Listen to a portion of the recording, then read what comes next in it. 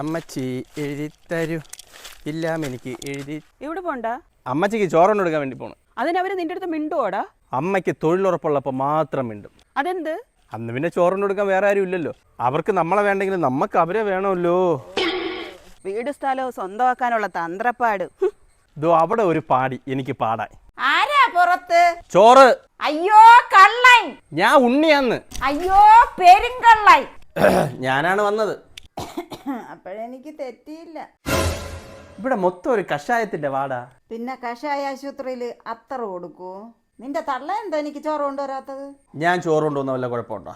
ഓ daily 100 രൂപ petrol അടിക്കാൻ നിനക്ക് തരാൻ ഉണ്ടെങ്കിൽ എനിക്ക് ഹോട്ടലിൽ നിന്ന് എന്തെങ്കിലും വരുത്തി കഴിച്ചാ പോരയുടെ. അപ്പോഴിതാണ് അമ്മച്ചിയിലെ കവർ ബാങ്ക്.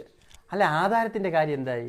നീ വീട്ടുകാരുടെ വരുതിക്ക് വിരളി കാണിക്കാതെ നിന്നാ എന്റെ കാലശേഷം ഈ വീട് നിനക്ക് എഴുതി തരും. 31 എനിക്ക് കാലശേഷമായി അറിഞ്ഞാ. അതുകൊണ്ട് ഈ വീട് എഴുതി തന്നാലേ ഞാൻ ഒരു കഫേ തുടങ്ങി സെറ്റ് ആവായിരുന്നു.